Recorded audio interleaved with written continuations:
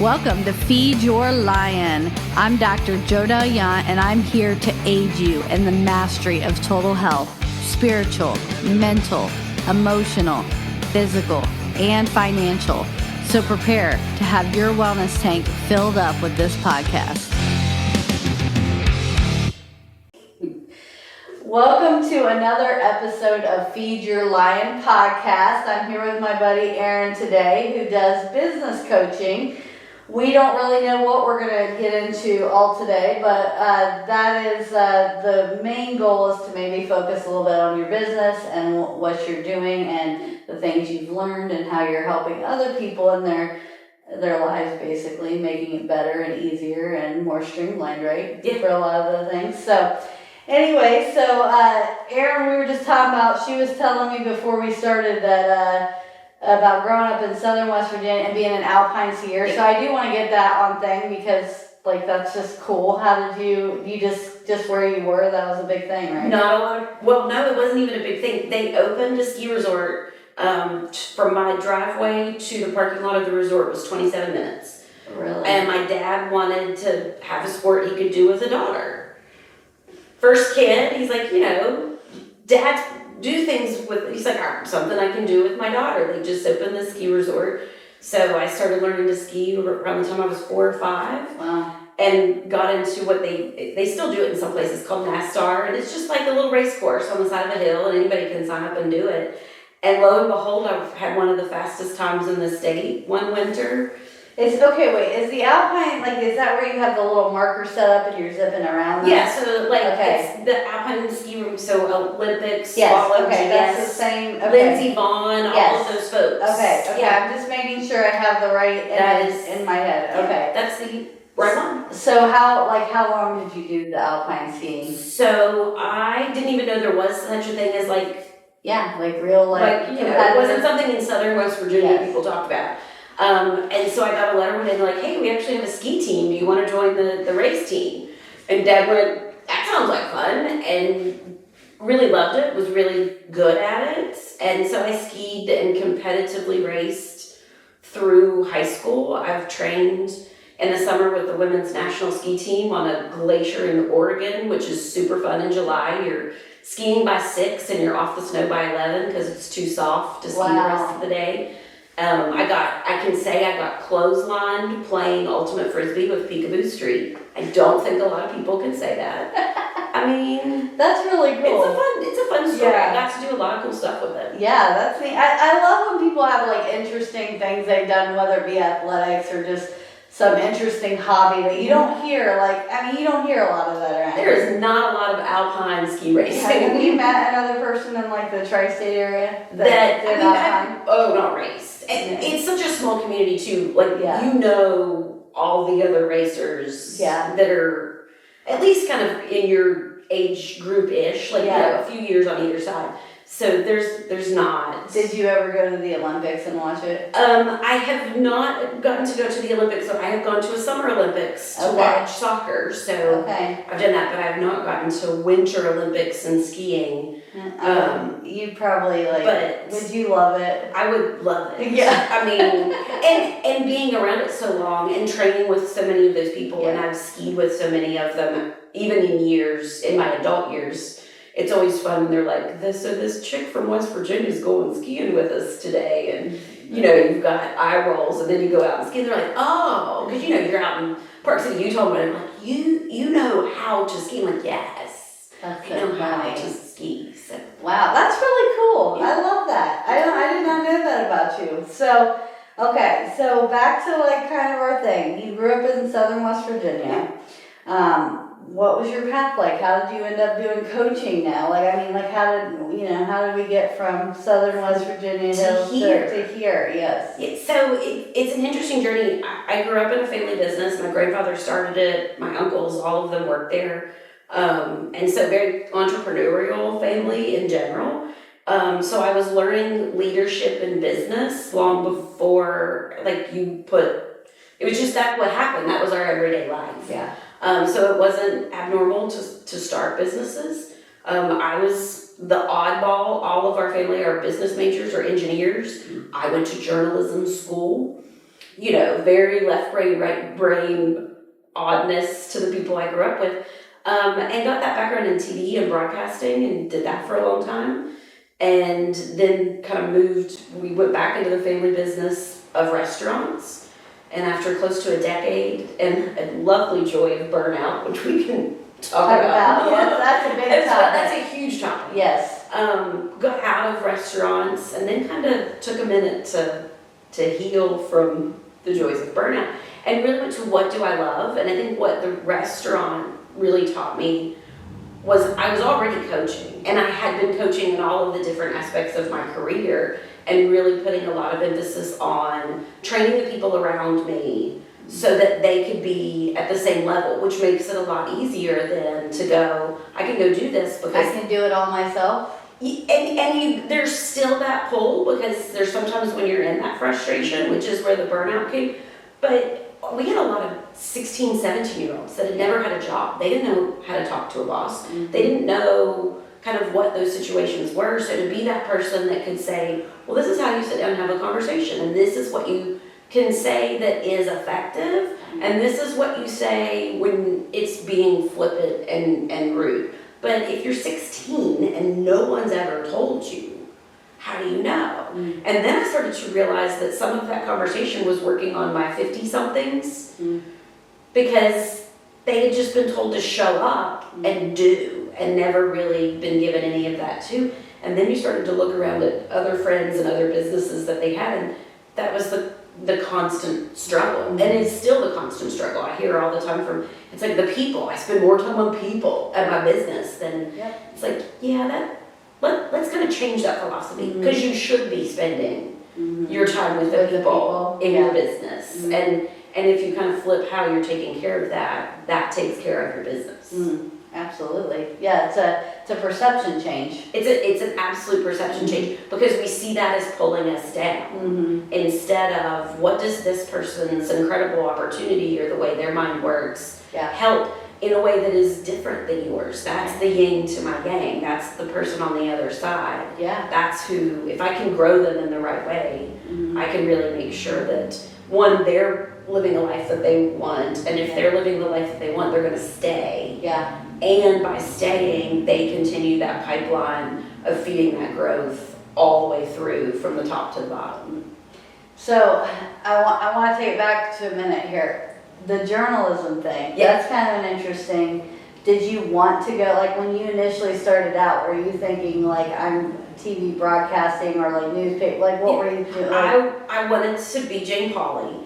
I in what now is middle school, but then junior high, had a teacher, and I didn't know who Jane Pauley was. She wasn't on the Today Show anymore, but she hadn't started Dateline, which obviously dates me. If anybody doesn't know those references, then go look them up, right? You can go look them up, and you'll find out what years we're talking about. Now she's CBS Sunday Morning, right? Like it's still watched because it's Jane Pauley, and I love her. And so I didn't know who she was, but an English teacher called me Jane Pauley all the time. Really? What is this like? And we didn't have internet then, so you actually had to go look her up, right? Like internet didn't exist, so I had to go look her up. And then it was in that window that Dateline came on, and she was the anchor of Dateline. I'm like, oh, that looks awesome. Yeah. Like so much fun, asking questions, being inquisitive, getting to see all different parts of life, and telling people's story, both in the good times and the bad times. And that's amazing to me. And so I knew very early in junior high that I was going to be Jane Pauley, and then I was going to be Katie Couric, because by the time I got to college, Katie was all the rage. But that's what I would want to do. And I started my first TV job the month before I moved into my freshman dorm. Wow. So like that was early then. That was early. I actually got hired at 17, and they told me I had to wait till I was 18 because the insurance of the TV station wouldn't cover a minor. Really? So I waited until my 18th birthday. So what happened? Because did you burn out on that, or was that more restaurant? I mean, like what happened with that? That is having 2 kids and being a single mom in that industry is incredibly difficult, and there are some people who have managed to do it in a lot of different ways. I could not both be the parent that I wanted to be And after I'd done it a little over probably 16, 17 years, it's like I've done a lot of this, and you know, you had your filler. I had my fill. Sometimes you do like something for a while. Like I feel that way about ER. Like I had my time in the ER. I don't need to go back to it. I don't like begrudge the experience because it was a great. It taught you so much. It taught how you, you got here. Yes, exactly. But it's you move to the next thing. You level up. It's not that it was a problem. It's just you had learned so much. It's like, no, I need the next challenge. I need something else to. I've been trying to. I used to do those little like 5-minute WSAZ things, and I'm always like, why don't you guys give me a health corner? Just let me do like a weekly like 15-minute segment on something health related, like you know. And they're always like, yeah. And I'm like, I'm just gonna keep asking every time I go in there and be like, give me a little health segment. It'll be fun. But anyways, so. You should just like, this is the topic I'd like to do. Can we do it next week? And just start sending it every Well, week. they said they would do it for me if I'd pay buku bucks, and I'm like, nah, I'm not gonna. I don't. You have a great podcast. I don't want to do that. I can do the podcast and you know whatever. But anyways, I still harass them because I think it'd be fun. But.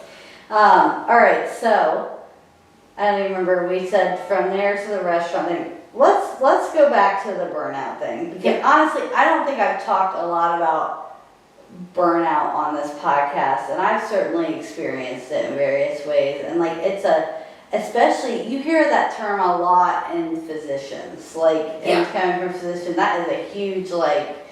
That's a whole that's a whole other level. Like knowing the hours. Like my mom was a hospital administrator, and seeing and knowing the hours, not just because somebody kind of said it, but people go, well, you've got the money in the house and the whatever. I was like, but if they're never home, you can have all the toys in the world if you can't play with them or spend time with the people you care about, then what was it for? Yeah, and I think that goes across the board to every job. Like it. You know, I think that one highlights it a lot because there is such that joke. Well, you have all this money is the thought process. And you're like, well, one, I have it because of 4,700,000 years of education. and working for minimum wage for years. Years and years when everybody else is making more money. So I tell people, I get really frustrated when people are like, oh, physician. I'm like, first of all, they don't even start making money until like 30 something usually. You know what I mean? It's not like, and all that time they put in more hours than any of you people working and for less money. So like, and they come out with, you know, 300, 400,000 in debt from the expenses of school. So I'm like, it doesn't average out to what you think. If you add the hours out, it doesn't. And I'm like, and honestly, being successful in business is way better than any physician. You have money coming in and finding ways to make money, whether it be real estate or whatever else, to make money while you're not working. Like physicians are trading their time like for it, and massively, and it's a hit. So it does, like, I get frustrated because like people don't understand that or see that, like, you know what I mean? Absolutely. Well, I think people only understand what they can see.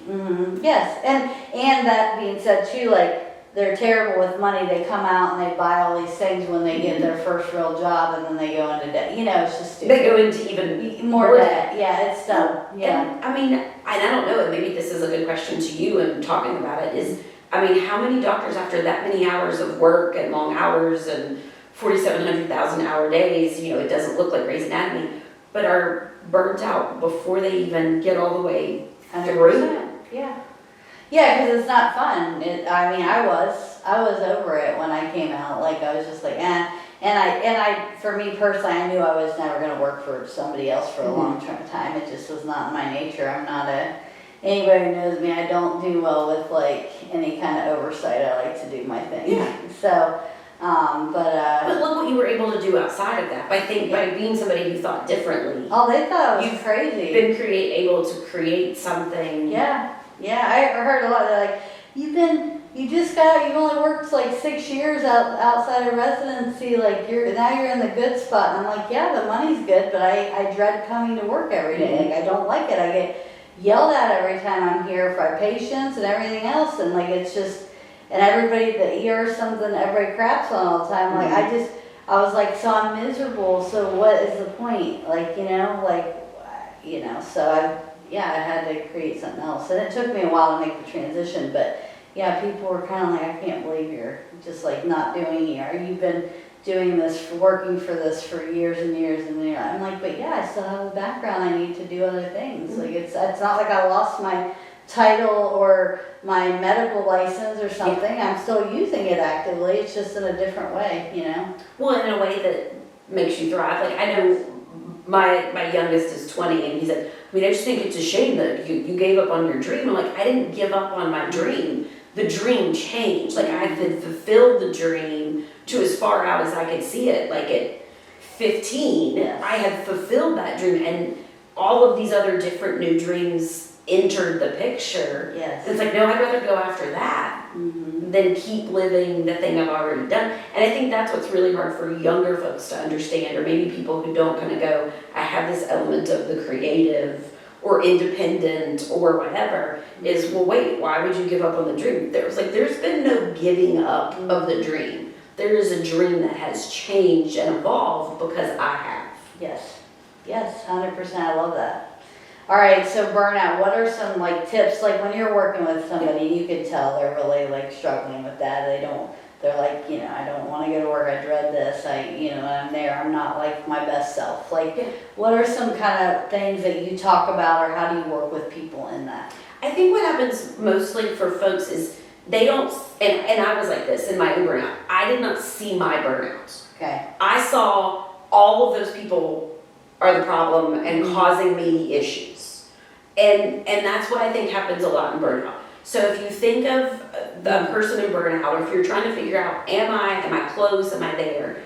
If you feel like you're kind of in a hurricane every day, then that's probably where you are. But we often think, I have to fix those. It's that. Yeah. It's if that thing, or if that person, or if they did this, I'd be out better, there. Everything would be Exactly. fine, yes. Or we want the other solution, give me the pill so that I'm better right now. And you as a medical person, thoughts on that. It's like a pill isn't going to fix it. Nope. And then what I also kind of learned through mine is I had no concept of it as a burnout issue. I had a medical issues. I had severe compressed disc in my back, in my very lower back. I had blown it off for a long time. I didn't know that's what it was when I was like, oh, my back. But I have a mom who's had 2 C-sections and 2 epidurals, so, women have back pain. Women have headaches. That's what adult life is. You just live with it, and those are just the things. And so we start to kind of adjust to, my hair fell out. One of the things I kind of forget, and my husband pointed out the other day, he was playing with it, and he's like, oh my gosh, it's just weird to play with certain parts of your hair, because 3 years ago, my hair had receded so far back that these pieces didn't exist. Wow. I almost looked bald with a ponytail because all of the front of my hair had fallen out. Yeah. And, that's not normal. But a lot of people are going to go to a hair growth solution or to whatever. I had gone to the doctor multiple times for this nausea situation. We had done endoscopies, colonoscopies. They're like, we have no idea. Your stomach is fine. Your gallbladder is fine. All of these things, they're all fine. Everything's perfectly normal medically.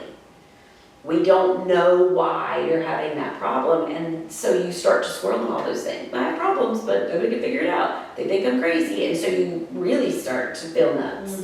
So it wasn't until my back literally seized up to the point I couldn't stand that I finally actually got x-rays on my back to find the compressed discs. And then it was even some period of time after that before I was randomly at an event, heard someone talking about more of the details, that hair falling out, that I'm snapping at people for doing absolutely nothing. I asked somebody to pick up the cup and put it in the dishwasher, and they didn't do it in the way I wanted it.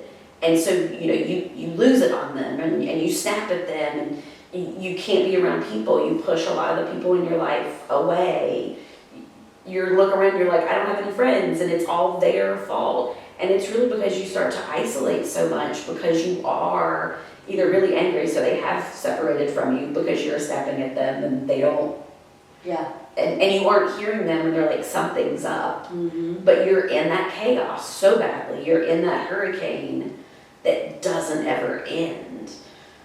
And that's where I was. And so her talking about all of those different symptoms went, oh my gosh. It clicked with you. It clicked, like, this is not a physical, it is a physical, but it's way more. It's a mind, body, spirit. And I don't, 1,000%. there's so much of that I see on a daily basis. People don't realize that, like, what's going on in your life, your relationships, your spiritual life, all of that stuff affects your body. Like, it's all connected. And there's so much, I mean, there's research to back it up, there's everything, but like, it's right, like, you don't have that light bulb moment because when something in your body's going awry because you've ignored something else, you don't think, oh, maybe this is my root cause of this problem. You automatically say, let's treat my symptoms. Or Yeah, let's treat the symptoms. It became a running joke. I had like the 250 count bottles of like Tylenol and ibuprofen. I carried them in my purse. I carried them in my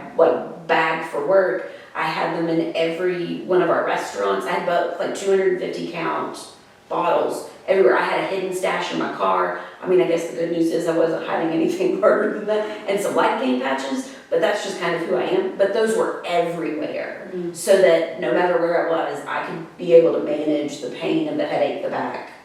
It's like when you're doing that at that level, yeah, there are signs kind of around you. So when that clicked with you at the conference, like, what happened from there? I literally, as I walked out of the building, I sent my husband a text and he was like, I think I have burnout. And he literally was like, what's that? I mean, like, he sort of knew, Yeah. but like, clearly this is a conversation more than just that throwaway word that we use burnout interchangeable with tired or exhausted or I've had too much. And like, yes, it can be, but burnout is the far extreme version of those things. And I think it's burnout. He's like, what's that mean? I don't know, I'm going straight home. And that's when you start Googling and AIing your question every which way till Sunday to even know where to go. Like, is this something I talk to my doctor about? Do I need to find a therapist? Do I need, like, where do I go to even start asking questions beyond what's online? Because you can get some ideas from online, but I highly recommend. So did you make immediate changes from there with the information, or did it, like, what did the process look like to where you're helping that's out? where, like, we closed all of the restaurants. My husband kind of went, you're done. This is over. Like, he had seen it. Okay. And he had watched it. And he said, which is funny because my husband does not tell me no a whole lot. Because he's a very supportive person. Yeah. But he went, you're done. This has gotten so out of control and you're so miserable that what's the point? Like, what are you getting out of this?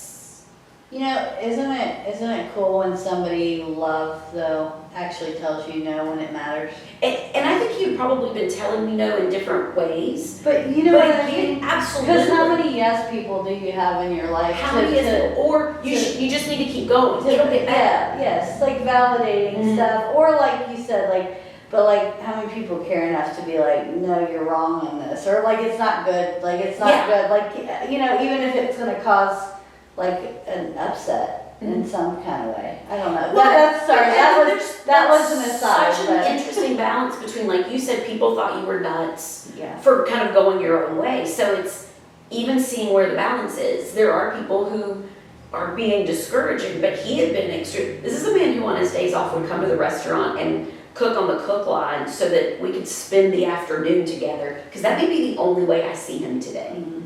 Right? I mean, that's somebody who incredibly supportive. So being that supportive for all of those years up to that point, and him going to go in, but this, like, we're in a whole new ballgame. Yeah. And he was the one who kind of recognized, you have to stop. And so we closed the restaurants, and he said, so I have figured out how we will pay, he was like, for the next year. Not that you have to take a year, but I have figured out how to pay for our life for a year so that you can go figure this out. Mm.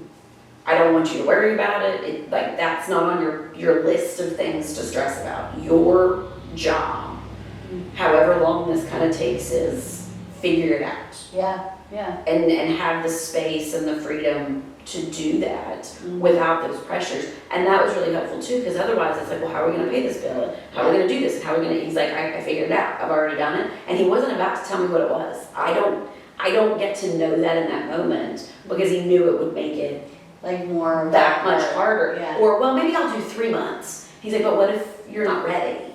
Now, granted, it didn't take a full year, and I needed to be doing something. Yeah. I couldn't just sit home. But there was a good 6 months, where it was go to Cairo, go to physical therapy, go to regular therapy, and kind of work through some of my own systems, reflect back on some of my own mistakes of where I thought I was empowering people, but really the empowerment had a limit.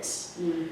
Or I would step in and go, I'll just do it myself. And I had created some of my own problems, and to be able to see where those were, that really kind of, what I now know is how I kind of formed where I am now in this business, is being able to talk to folks and being able to do this. I'm really good at building a process and building a system. And so now, instead of building the system of how does, the mechanical arm of business work, but really we need to look at people in the business and say, how are we people processing this situation? Because that's where we're failing. Mm-hmm. We bought a new, phone system to make it simpler. We bought a new platform to do the accounting or to do the client management and so we're more than willing to invest huge amounts of money in these platforms, in the machine, but we never had the conversation or the training for the people. Yeah. If they don't know how to use the machine, they won't use it. Yeah. If it doesn't do what we need it to, and they never had any input in the machine, they're like, actually, we know a better one. This system over here would be way better than this, but we didn't ask them because we're the leader. We're supposed to know everything.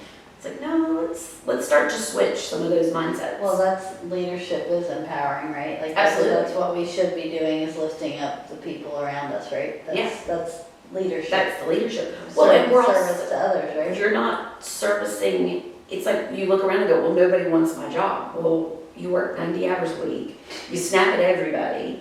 You're not fun to be around. Mm-hmm. Why do I want that job? Yeah, I don't want that job.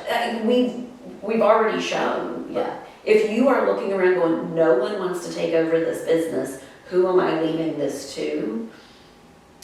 It's probably an example of leadership, because you're showing them all the things they don't want. And they're learning that the $1 million house is not worth the stress of life. But that's also kind of what Gen Z has learned, and millennials have learned from their Gen X boomer parents too. I think that's like a lot of the reason a lot of things are going minimalist now. I mean, back to they're going the back. Small houses, They're like, no, we had the huge house, but my parents were miserable. Mm-hmm. They never talked to me. They sat at the dining room table and made us have family dinner, but they were in their phones more than the kids were.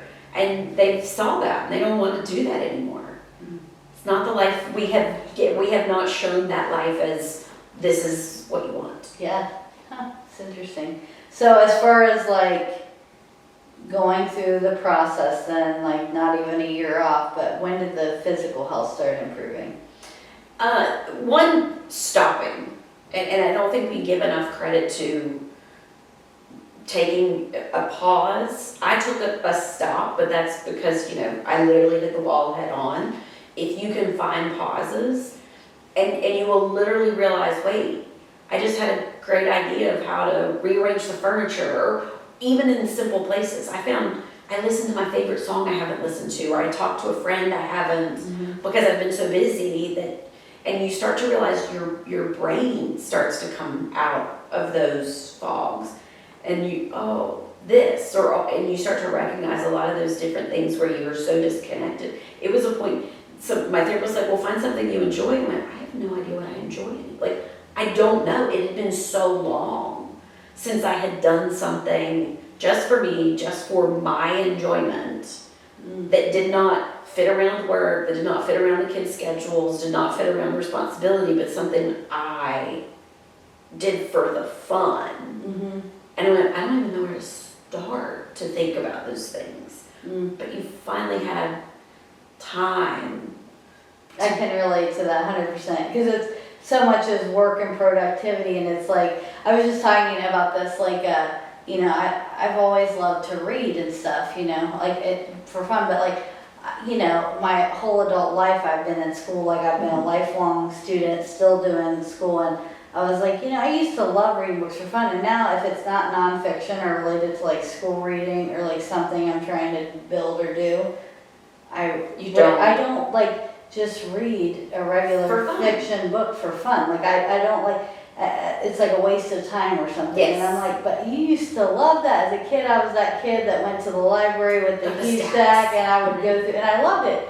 Like that was my favorite thing. And I'm like, you know, that's not even as bad as like, you know, if you're late night and you're so tired and you don't want to go to bed and you're watching a TV show, like that's way worse than, you know, but I mean, so I don't know like why we build these things like.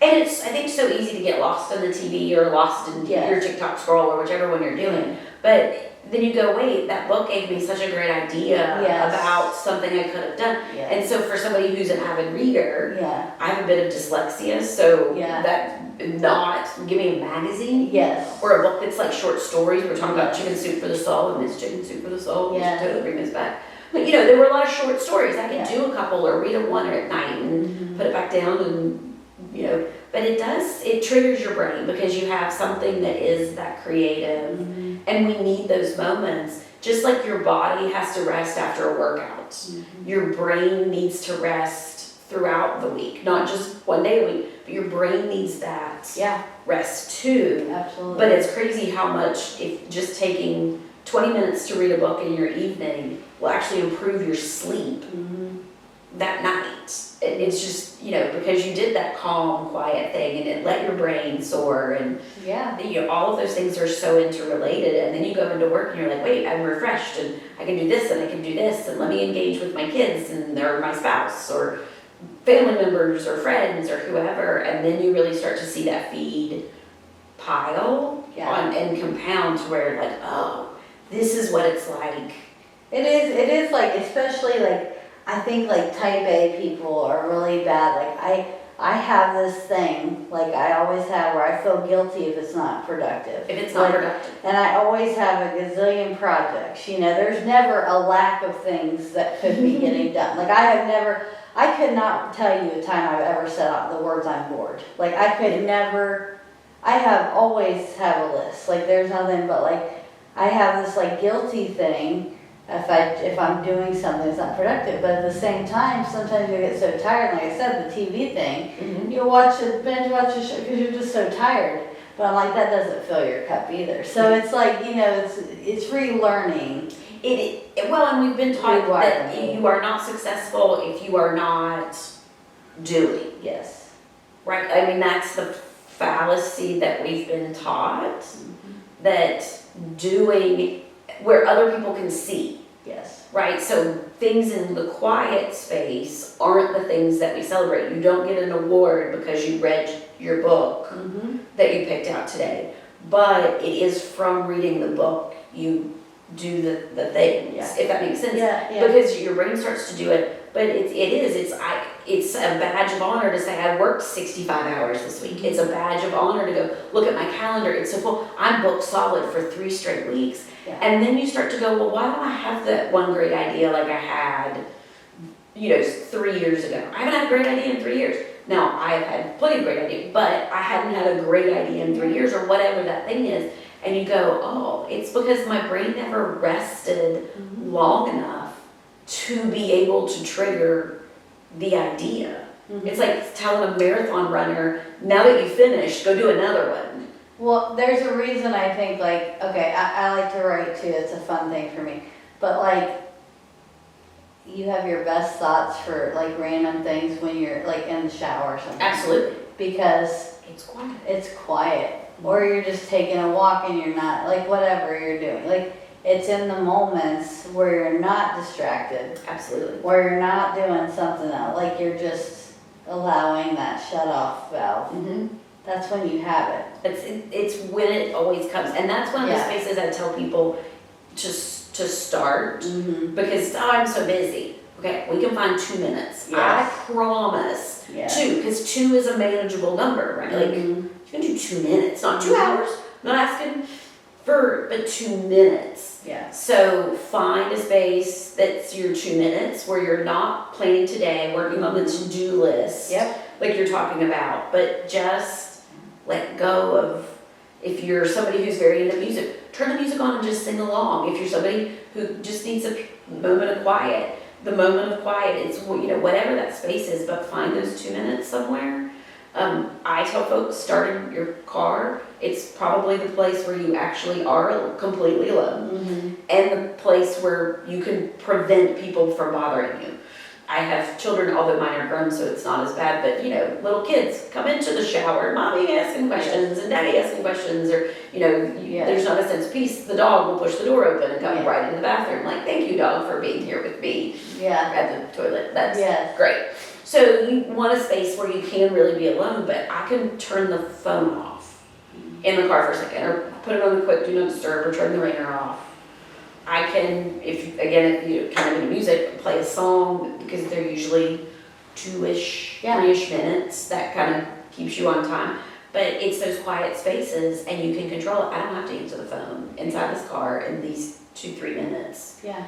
And it's amazing what things will pop into your brain for whatever random reason. Take the book with you, keep it in the car, read a page of the book. That's all you can get in. Yeah. But then you can go, look, I did it. Mm-hmm. And we didn't add to your day, we didn't add a thing to do to put pressure on. It's actually the thing that helped release. Yeah, I love it. So what prompted I know you said you did some of the coaching anyways with the restaurant businesses, but like when did the idea of like, okay, I could do the coaching thing for a living, like how did that spark from that time off? I had been doing some work with some different people, kind of coaching inside of their businesses, but really helping on the customer service side. Okay. Because I love customer service, and there are places all the time like, oh, I should leave my card and tell them I will help them with their customer service training, because that's a whole topic in and of itself.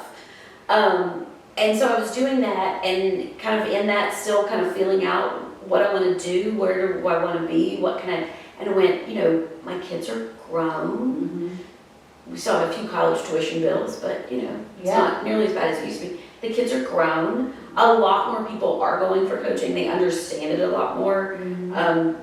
So it is something that is out there, but it is something that is definitely not a lot in our area.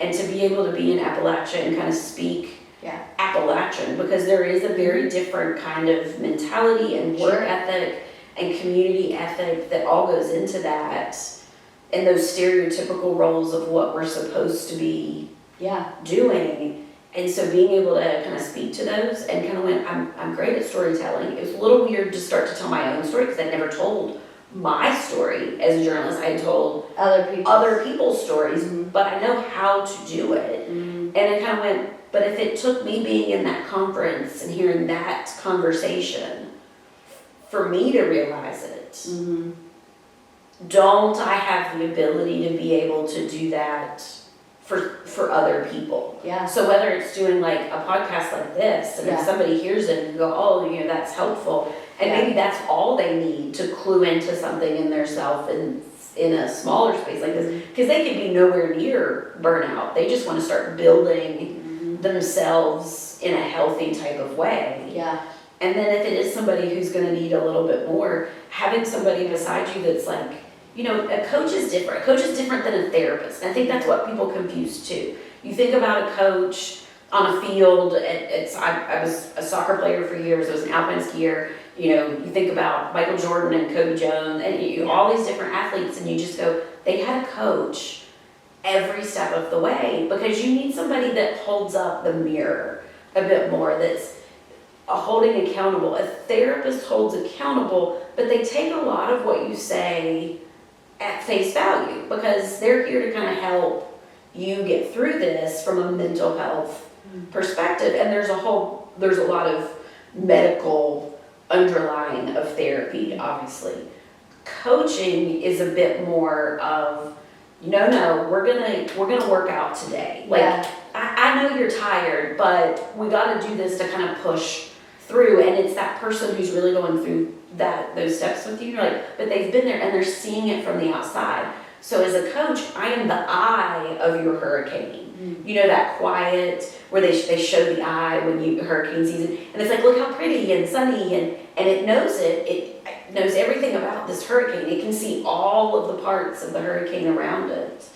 So I function kind of as the eye, as the coach. I'm the eye on the ball. I know where you want to go, not because I said so, but because you told me where you want to go, and help guide you to be able to find that eye to get out of your hurricane, and slow it down and make it dissipate and go away. And then by that point, we've also, again, built your processes and systems to be able to have a healthy situation, so that hopefully we don't come back here, or if we do, like, I still recognize elements of things I'm doing all the time and go, oh, that's sneaking up on me, or have the opposite guilt, like, well, it's a Wednesday and I don't have any clients today, but it's Wednesday.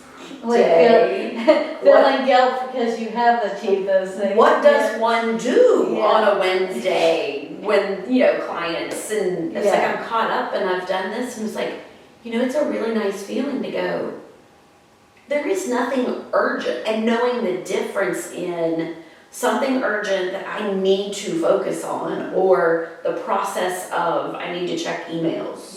And being able to go, wait, I can put my phone down, and maybe that's the example I need to set today, that it's Wednesday, it's okay. Or whatever day of the week, because, but it's also those moments of, you know what, just send you all a note, hey, this is where I am, and then kind of people go, how did you do that? You know what, I decided I didn't need to respond to those batch of emails.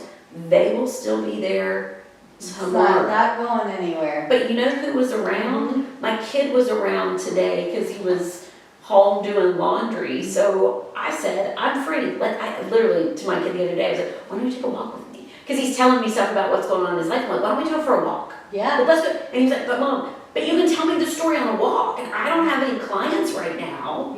Let's take this 20 minutes to just go on a walk on a beautiful day. And so it was really, even that example to him of just showing up, hearing him, getting a walk in, doing something, and he's like, it's the middle of the day, middle of the week, and my mom's like, on a walk with me. And so it's also a good example to them. They see that it's okay to not be booked wall to wall. I love that. I love it. What's your perfect client? I don't know that there's any such thing. You're like, no. There's, and that's the thing, everybody comes from wherever they are, but I think when you start to have, I would want to talk about coaching, and I'm not doing for you in coaching, I'm helping you do, because that way you learn how to do those things so that you can, again, continue to replicate. But it's one of those, if you are coming for coaching, even if it's as little as I want to just be on the newsletter, or I want full coaching, it usually means they're ready to start to take steps. Those are good first steps. Yes, that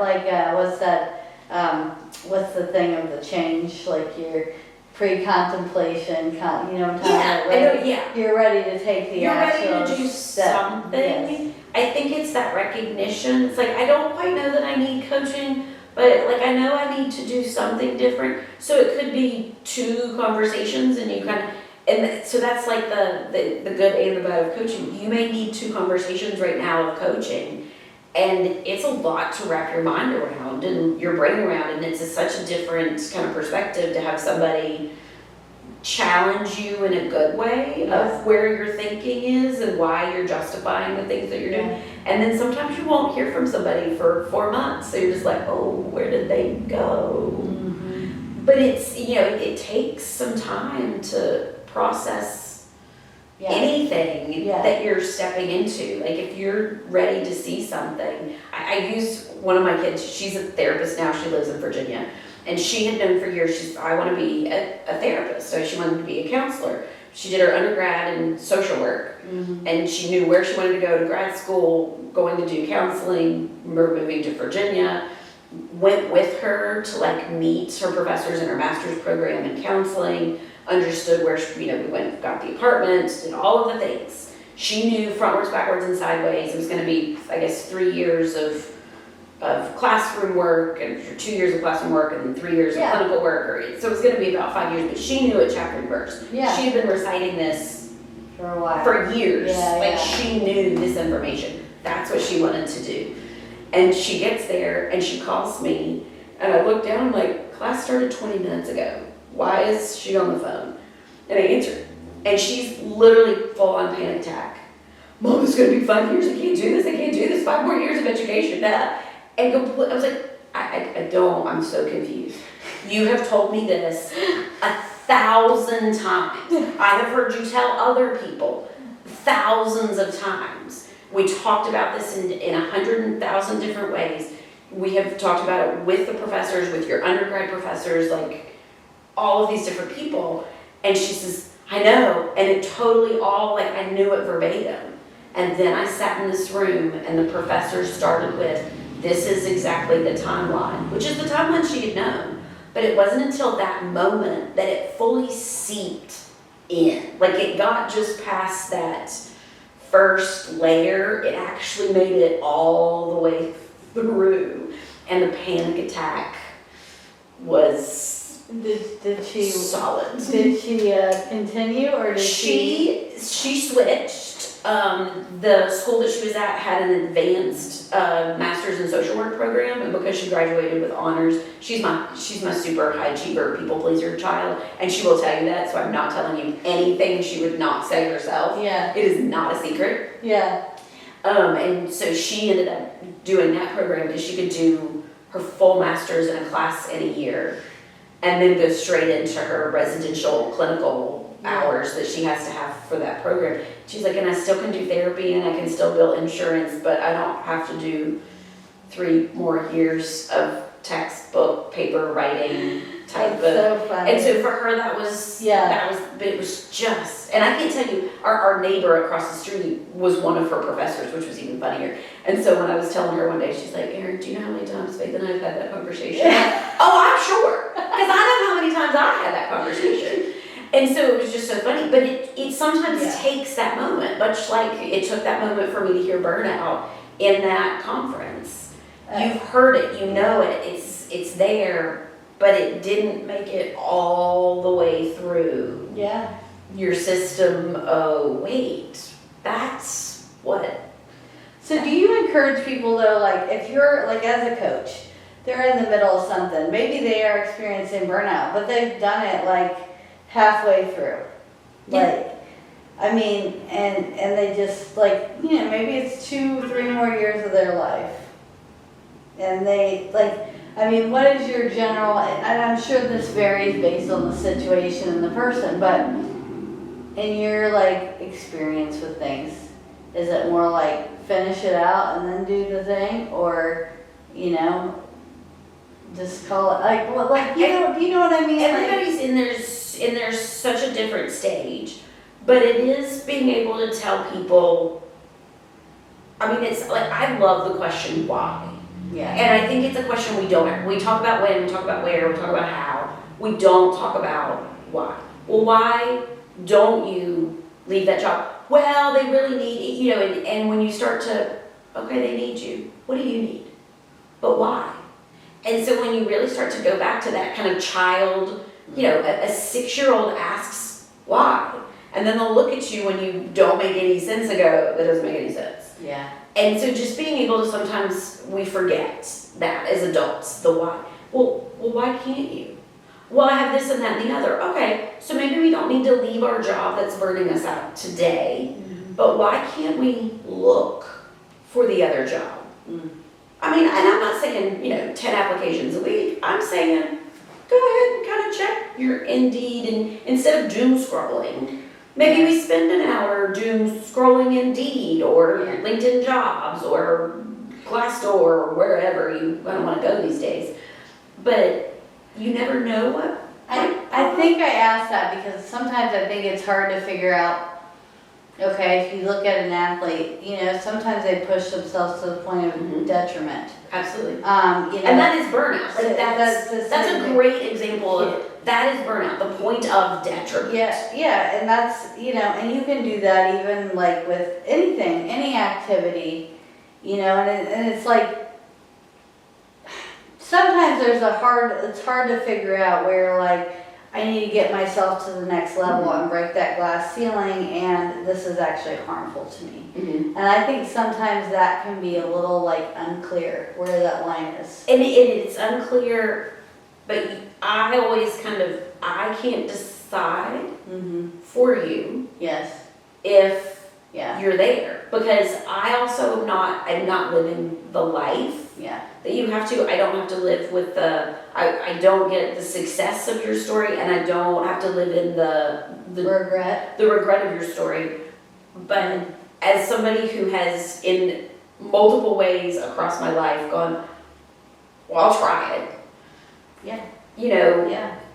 looking for some of those things. And some people need to run away from a job, but you know, sometimes it's not even that. It's, well, why can't you just say no to the parent PTO group that you cannot make 300 cookies for the bake sale?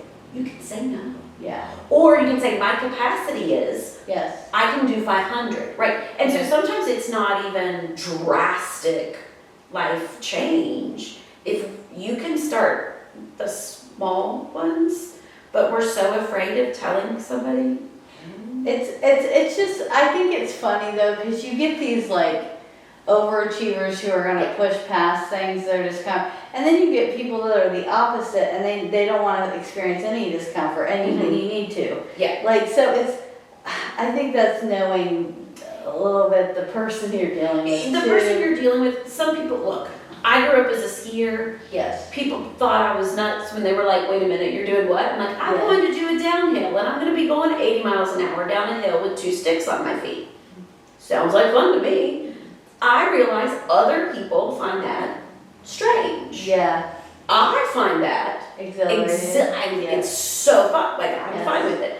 I grew up in Southern West Virginia. I find it perfectly normal to get in a rubber boat and go over a waterfall in October. Yeah. I find that normal. Totally sign me up. There. Done the golly multiple times. Love it. But that's where my level of things are. I grew up in a house, my dad is in his 70s now, and he rides his bicycle over 100 miles a week.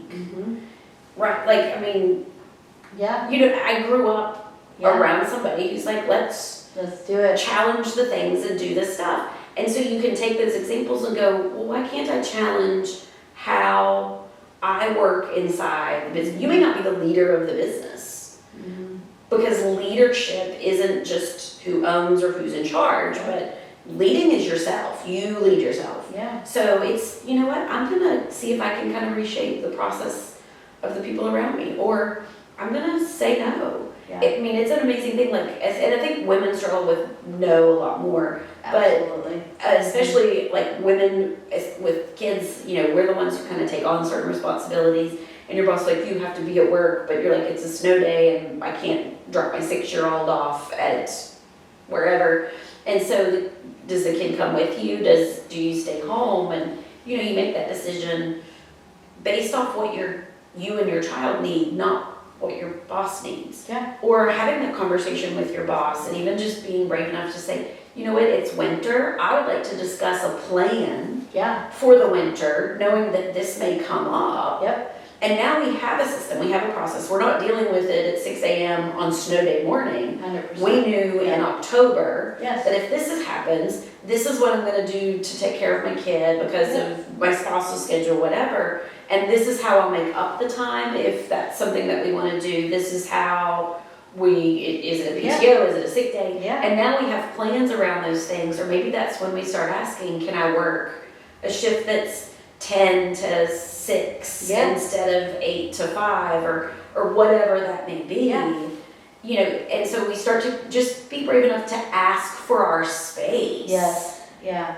And being able to do that Yeah. gets us out of those burnout phases. But how do we even come up with what that change is if we're so busy that we can't, if it's still all those people, or my boss is so stupid. I mean, I hear that one all the time. My boss is so stupid. Well, you have no idea what your boss is doing. I mean, you don't, right? Like, you have no idea because you don't know what's on their plate. You know what's on your plate. Yeah.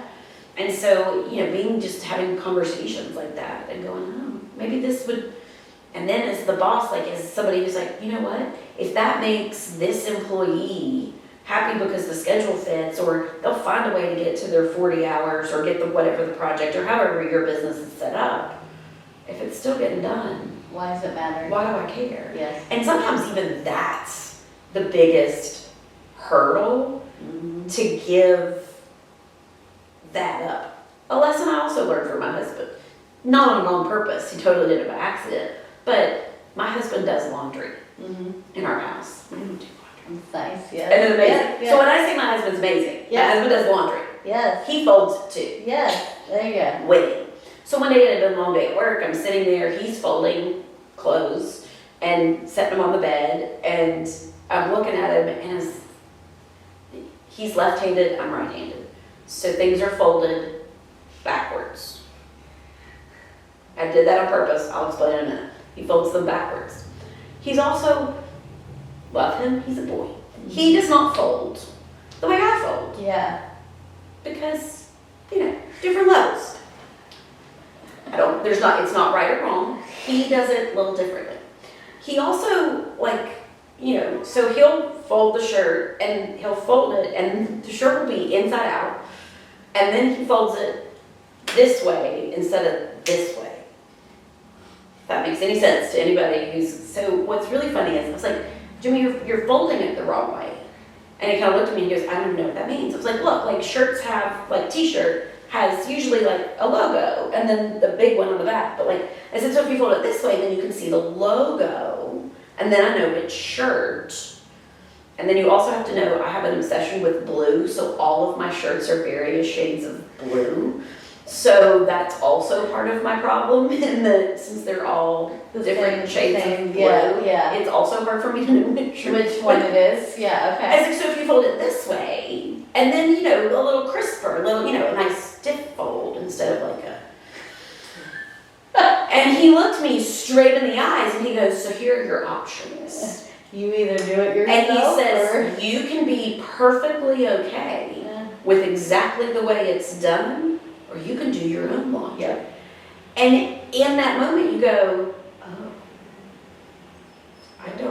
I can't reach the washing machine, which is also, now I can, because now we have a front loader, but then we had a top loader. And it was up on a thing, so I was so short, which is how it all started, is I couldn't get in the washing machine, because it was a top loader and I'm 5'2", and it was taller. So any women out there who are short, if you don't want to do laundry, then just get a taller. Well, it was already built there when we bought the house, so it's not like I did it on purpose. But, so that's where it went. And at the time, it was a top loader, and so I literally couldn't reach. I had like a 4-step ladder, and literally you'd find me like in. And so that's hilarious. That's how it started. He started doing laundry because I physically struggled to get to the laundry. Okay, all right. That, and by that point, I was at burnout 90,000 hours a week in the whole 9 yards. So if you want to clean underwear, that's how it started. Yes. Just organically. And he just, but looking me in the eye and going, you can either accept the way that it's folded and how I do it, or you can do it yourself.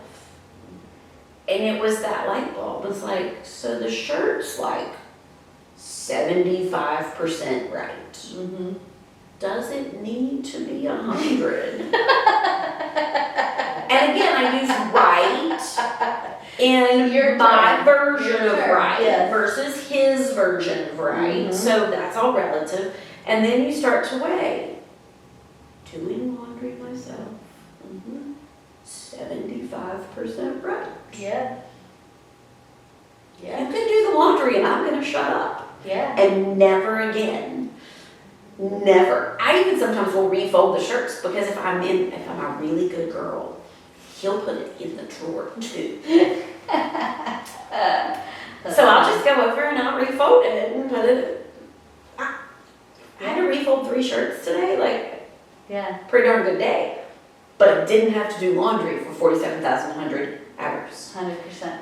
So I'm happy. So, you start. You gotta take You gotta take it. But Yeah. if you're again in that storm, Yep. you cannot. You can't see it. You can't see it. It has to be 100%. It has to be perfect. It has to be right. Mm. And then you go, but what's right? Mm. Why is his way wrong? And the only reason it's wrong is because it's not The way my you do way. it. Mhm. But if I'm not the one that has to do it, and it still all got done, Does it matter? does it matter? And so you start to look at, well, how do you approach your kids? A great example for your kids. Did your kid do the math homework the way you would have? No. But did they get to the answer? Cool. Did they clean the room or organize the room or whatever? Same with employees, coworkers, whatever. Yeah. Does it matter? Yeah. And so coaching is really being able to find those spots for folks. Mm. And once they start to see those and start to realize, wait, I'm white knuckling Yeah. the burnout, trying to hold on in this hurricane, Yeah. then they start to, oh, well, I can let go of that one, and let go of that one, and let go of that one. And that's how you start to kind of get there. And so sometimes it's even just those early steps. And then sometimes it takes a while. It may take you 6 weeks to kind of realize it and start to put it into some practice. Yeah. So I won't see you because you're like, I'm working on it. Yeah. And before that next conversation, they want to be in a kind of better, different space to have the next layer. I love They're that. not ready for the next layer because they're still processing and What you said. tangibly getting a hold of it. It's hard to change those patterns. So it takes time. It takes time. And some people plow through and some people, and so that's also, if you're not ready to do it in 2 days, then we're not going to do it in 2 days. Yeah. Yeah. So if somebody's interested in your coaching, how do they find you? The easiest is I'm online. ErinTreacyCoaching.com is the website, but I'm everywhere else. I'm on Facebook. I'm on Instagram. We can put that link stuff No too problem, and the things so that they can find you. So just under Erin Treacy on Instagram, Facebook, and all the Yeah, things. Erin Treacy Coaching is my business page. You can find my Okay. personal page. And Tracy is spelled the Irish Tracy, so it's Treacy. There you go. So that always is Oh yeah. fun and throws. Yeah. Yeah, because it's It's flipped. a little flipped. From the... So that's how they spell Tracy in Ireland. Oh, I did not know that. I learned that marrying a Tracy. That's Oh. but there's like a whole region. There's like a little Irish clan Tracy region of I should Ireland. know that. I'm like almost all English, but the rest is Irish, so I should probably know these things. But Well, but I wouldn't know it unless I married yeah. a Tracy, especially for the surname itself. Yeah. But- Yeah. Okay. But you learn these things. But putting again, that gives you a why. Uh-huh. Why do you look at it spelled differently? Because it's Irish. So you just got the why, and again, it connects. Yeah, I love that. All right, so we've covered a lot of burnout Yeah. stuff, but Yeah. is there any like 1 or 2 things that you want to kind of wrap this up with that like you didn't get to say or that you think you want to Yeah. leave people with? I'm gonna leave people with try, because starting's the most important, and I say it a lot, but you may not need coaching. You just may need to, how do I find 2 minutes? How do I, whatever. It's just try it. We're all human and we're all gonna mess up and we're gonna have, I coach in burnout, but I live in burnout, but there are still moments I see it because I'm a human and we just kind of fall into some of those rhythms sometimes. So just trying to do different things and kind of figure out what works for you. And maybe they just need a question of what could look a little better and what Yeah. could be better. You know what I mean? Absolutely. Because that's sometimes the easy thing to just start and then it kind To kind of start, well, and start voicing it, of. right? If you just look at your best friend, your spouse, your whoever, and just, I'm exhausted. Like, Yeah. and just, you start to lay it out there, putting a voice to it, and just also helps you, again, just move forward. Yeah. I like to go into your Google search bar Mm-hmm. and go back and look at all the things you searched lately. And if you start to look, I'm looking at for a lot of mental health. I'm looking for a way to fix whatever, a physical ailment, whatever. And you start to kind of go, oh, you know what, I don't know, as I look at this type of topic, it starts to give you some insight as to where your subconscious brain kind of knows that you're going, but to see it there in black and white is such a flag of, Yeah. I I love it. Spend some time here. Well, thank you for talking and giving insights to people, because I think they'll find it helpful. A lot of people, I think, are struggling with, or they're starting down that path. So I think it's a lot more common. And and like you said, people aren't recognizing. So maybe this will stir Stir the little thought. Little thought in the So brain. do you want me to give your quote that you gave me initially, and then? Yeah, let's do that one. Okay. So as always, we'll end with our quote, and this is one of Erin's that was on your, what did you say, on your wall of? It's my elementary school motto, and it has stuck with me. It's been a lot of years since elementary school. I love it. If it is to be, it is up to me. And they attribute that to William H. Johnson. Oh, okay. See, I couldn't remember who it was. Yes. Yeah, he was an artist and motivational speaker. So Oh, there see you that? go. Yeah. Yeah. That's a pretty good elementary school motto, though. There. I mean, it especially tells you, if you want it, you gotta. It's up to you. I love it. Well, thanks, and we'll see y'all the next time.